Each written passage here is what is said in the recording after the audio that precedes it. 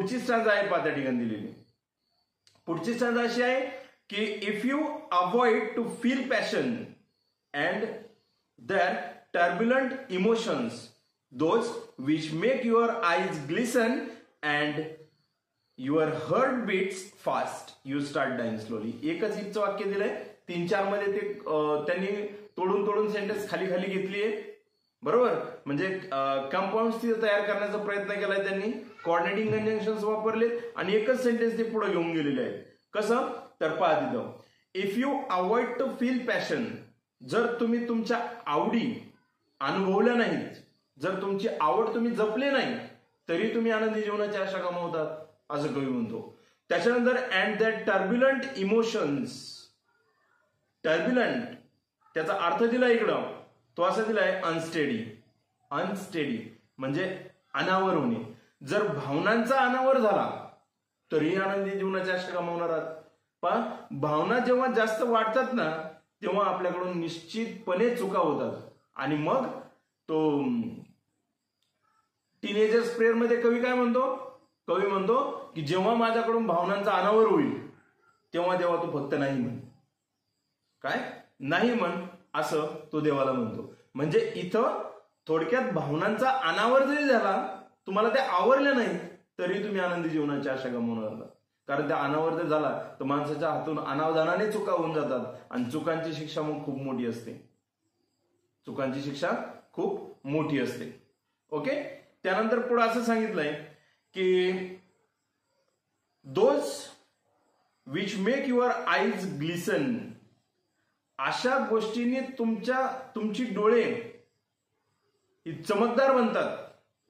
त्या गोष्टी म्हणजे अनावर झाल्याच्या नंतर त्यावेळेस समजून जायचं की थोडक्यात आनंद झाला की याच्या पाठीमागून दुःख येणार आहे, हे नीट लक्षात ठेवायचं. एक निसर्गाने ठरवून दिलेलं सूत्र आहे आपल्यासाठी.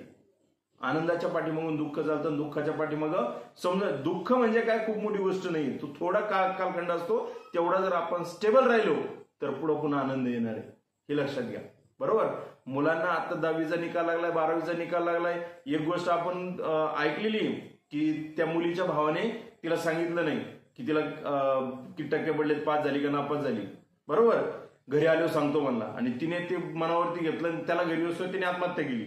बरोबर, म्हणजे काय, जर थोड्या वेळात जर तिने दम धरला असता, थोड्या वेळात जर समजा तिने विचार केला असता की पाहू काय होतंय आल्याच नंतर, बरोबर, तर आनंदी जीवन तिचं तसंच कंटिन्यू राहिलं असतं. बरोबर, माणूस संपल्याच्या नंतर सगळं संपतं का? नाही. कोणी तुम्ही असू मी असू गेल्याच्या नंतर सगळं संपणार आहे का? नाही. आपल्या पाठीमागे आपले आई वडील आहेत, त्यांना दुःख होणार आहे. म्हणजे दुःखाची सिरीज ही चालू राहणार आहे. त्याच्यापेक्षा कवीने दिलेले सल्ले आपण समजून घ्यायचे आणि आपण आनंदी जीवन जगायचं. पुढे त्याने असं सांगितलंय and your heart beats fast, don't be panic, त्याला असं म्हणायचंय. फील युअर पॅशन्स, तुम्ही दुःख होईल असं काहीच करू नका, तुमच्या आवडींना तुमच्या छंदांना जपा असं तो म्हणतो. म्हणजे युअर हार्ट बीट्स फास्ट, जेव्हा तुमचं हृदय हे धडधड करायला लागेल यू स्टार्ट डाईंग स्लोली, तुम्ही आनंदी जीवनाची आशा गमावतात. मग हे कधी होतं? चुका झाल्याच्या नंतरच होतं. चुका लपवायच्या असतील तर होतं. बरोबर, मग चुका करायच्याच नाही, आनंदी जीवन जगायचं असं कवी या ठिकाणी सांगतो. त्यानंतर पुढे असं सांगितलंय if you do not change your life, if you do not change your life, जर तुम्ही तुमचं जीवन बदललं नाही, म्हणजे थोडक्यात जीवन जगण्याची कला असेल, जर तुम्ही तुमचं जीवन बदलू शकले नाही. पहा, जॉर्ज बर्नार्ड शॉ म्हणून एक रायटर आहे. He was a very famous play writer, तो नाटककार आहे. बरोबर, आणि तो त्याच्या नाटकांमध्ये काय म्हणतो की progress is impossible without change. जर तुम्ही आपली वही जर पाहिली, तुमची वही, बरोबर, तुमच्या वहीवरतीच लिहिलेले progress is impossible without change, आणि ते जॉर्ज बर्नार्ड शॉ लिहिलेले. जर तुम्ही आता आपल्या क्लासची वही जर पाहिली, बरोबर, तर त्याच्यावरती आपण जे कोटेशन घेतलंय ते जॉर्ज बर्नार्ड शॉचं घेतलेलं आहे.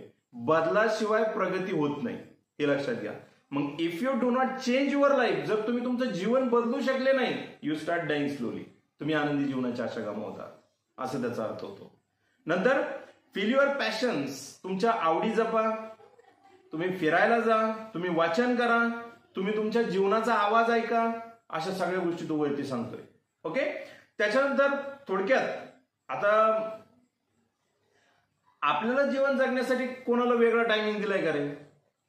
रतन टाटा होते, नंतर अडाणी ग्रुप, गौतम अडाणी, बरोबर, अनिल अंबानी, मुकेश अंबानी किंवा ही जी मोठमोठाली लोक आहेत, बरोबर, स्टील मधले आहेत, ही जी लोक आहेत, यांना 24 तासापेक्षा वेगळा वेळ दिलाय का?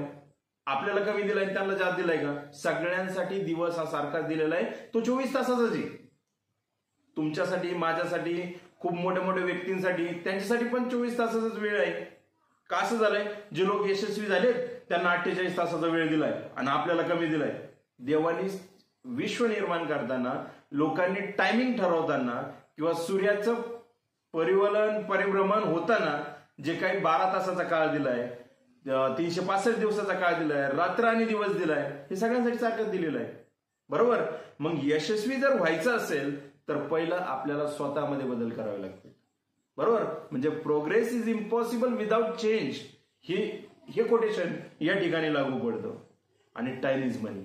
बरोबर. वेळ ही पैशासारखी आहे. टाइम इज मनी. पैशात आणि वेळेत काहीच फरक नाही. वेळेचा आदर केला तर पैसा तुमचा आदर करेल, हे लक्षात ठेवा. जसं तुम्ही वेळेला जपाल तसं पैसा तुम्हाला जपेल. बरोबर. हे जर कोणाचं स्वप्न असेल तर. पण पैसा म्हणजे शेवट सगळ्यांचा नाही. माणूस आनंदी राहणं गरजेचं आहे. नंतर पुढे सांगितलंय, when you are not satisfied with your job, जर तुम्ही तुमच्या कामामध्ये समाधानी नसाल. बरोबर. मी टीचिंग फील्डमध्ये आहे, बरोबर, मला जर असं वाटलं की मी याच्यामध्ये समाधानी नाही, तर 100% तुम्हाला खात्रीपूर्वक सांगतो, मी टीचिंग फील्ड सोडून दुसरीकडे जाईल. का? तर मला माझं जीवन या आनंदी जगायचंय. बरोबर. मी माझी थोडक्यात टीचिंग बरोबर आणखी दुसऱ्या 2 फील्ड जपतो. बरोबर. म्हणजे मला इकडे जर नाही जमलं तर मी तिकडे काहीतरी करेन. बरोबर. आपल्याकडे फॅमिली प्रोफेशन आपलं फार्मिंग दिलेलं आहे, आपण शेती चांगली करायची. बरोबर. आणि हे पण चांगलं करायचं, दोन्ही गोष्टी चांगल्या ठेवायच्या. बरोबर. म्हणजे आनंद आपल्याला येऊन जातो. मग इथं मला असं सांगायचं आहे, when you are not satisfied with your job, जर तुम्ही तुमच्या कामामध्ये समाधानी नसाल तर तुम्ही आनंदी जीवनाची आशा गमावतात, असा पण त्याचा अर्थ होतो. If you do not go after a dream, जर तुम्ही स्वप्नांच्या पाठीमागे गेले नाही तरी तुम्ही आनंदी जीवनाची आशा गमावणार आहात, असं कवी या ठिकाणी सांगतो. म्हणजे स्वप्नांच्या पाठीमागे गेलं पाहिजे, स्वप्न आपण मोठी पाहिली पाहिजेत आणि स्वप्न पूर्ण करण्यासाठी प्रयत्नही केले पाहिजेत आणि त्याच्यामध्ये आपल्याला आवड निर्माण झाली पाहिजे, म्हणजे आनंदी जीवन जगू आपण. बरोबर. अब्दुल कलामांच्या मध्ये पुन्हा तेच मला तुम्हाला सांगायचंय, स्वप्न तीच असतात जी माणसाला झोपू देत नाहीत, झोपल्यावरती स्वप्न पडतात ती स्वप्न नसतात, असं अब्दुल कलाम म्हणतात. बरोबर. म्हणजे आनंदी जीवनाची आशा जर बाळगायची असेल तर आपण स्वप्नांच्या पाठीमागे गेलं पाहिजे. त्यानंतर सांगितलं, if you do not allow your self, जर तुम्ही अनुमती दिली नाही, स्वतःला अनुमती दिली नाही तरी तुम्ही आनंदी जीवनाची आशा गमावणार आहात. नंतर तो म्हणतो, at least once in your life time, जीवनात एकदा तरी तुम्ही अनुमती द्या, स्वप्नांच्या पाठीमागे जावा, रिस्क, सेफ्टीची रिस्क उचला, किंवा तो असं सांगतो, at least once in your life time to run away from sensible advice, you start dying slowly. जीवनात एकदा जरी तुम्ही संवेदनशील असणाऱ्या किंवा एखाद्या प्रामाणिक व्यक्तीने, सच्च्या व्यक्तीने जर तुम्हाला सल्ला दिला असेल आणि त्या सल्ल्यापासून जर तुम्ही बाजूला गेले किंवा तो सल्ला सोडून जर तुम्ही पळ काढला तरी तुम्ही आनंदी जीवनाची आशा गमावणार आहात. पहा, जेव्हा आपले पालक, आई वडील, आजी आजोबा, आपले शिक्षक किंवा आपला चांगला मित्र किंवा मैत्रीण आपल्याला चांगला सल्ला देते ना, त्यावेळेस आपण तो सल्ला ऐकायचा. जर आपण तो नाही ऐकला तरी आपल्याला दुःख होणार आहे, हे निश्चित असतं. कारण आपली काळजी करणाऱ्या व्यक्तीचं आपण निश्चित ऐकलं पाहिजे. जर नाही ऐकलं तर आपण आनंदी जीवनाची आशा गमावतो. बरोबर. आणि ती जर गमवायची नसेल तर आपल्याला सल्ले ऐकावे लागतील. म्हणजे मला इथं हे पण सांगायचंय, इफ यू ऍक्सेप्ट और फॉलो द ऍडवाइसेस ऑफ नॅरेटर, या लेखकाने, कवीने जे आपल्याला आता सल्ले दिलेत ते सल्ले जर आपण जशाच तसे स्वीकारले you will never lose hope of active future. तुम्ही तुमच्या कृतिशील असणाऱ्या किंवा आनंदी जीवनाची आशा गमावणार नाही. You will never lose hope of happy future. तुम्ही आनंदी जीवनाची आशा गमावणार नाही, असं या ठिकाणी मला सांगावं असं वाटतं. म्हणजेच कवीने वरती जे सल्ले दिलेले आहेत पहा, if you travel, if you read, if you listen the sound of your life, if you appreciate your self, you live a happy life. म्हणजे त्याने थोडं विरोधात सांगितलं, निगेटिव्ह मध्ये सांगितलंय. If you do not travel, if you do not read, if you do not listen to the sound of life, if you do not appreciate your self, you start dying slowly.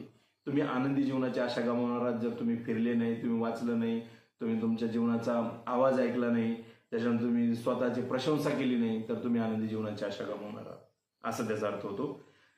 If you Wien you kill your self esteem, जर तुम्ही तुमचा आत्मसन्मान मारला तरी तुम्ही आनंदी जीवनाची आशा गमावणार आहात. म्हणजे आपण आपला आत्मसन्मान केला पाहिजे असं कवी सांगतो. Wien you do not let others help you, तुम्हाला दुसऱ्यांनी मदत केली पाहिजे. जर नाही केली तर आनंदी जीवनाची आशा गमावणार आहात. जर केली तर तुम्ही आनंदी जीवन जगणार आहात आणि त्यासाठी तुम्हाला दुसऱ्याला मदत करावी लागेल. त्याच्यानंतर पुढे सांगितलं होतं त्याने, if you become slave of your habits, जर तुम्ही तुमच्या सवयीचे गुलाम झाले, यू स्टार्ट डाईंग स्लोली. मग तुम्ही सवयीचे गुलाम होता कामा नाही, रोज त्याच मार्गाने चालता कामा नाही. त्यानंतर तुम्ही तुमचा नित्यक्रम बदलला पाहिजे. जर नाही बदलला तरी तुम्ही आनंदी जीवनाची आशा गमावणार आहात. त्याच्यानंतर पुढे सांगितलं, if you do not where different colours, जर तुम्ही वेगवेगळे रंग परिधान केले नाही लाईक बटरफ्लाय, तरी तुम्ही आनंदी जीवनाची आशा गमावणार आहात. बरोबर. त्याच्यानंतर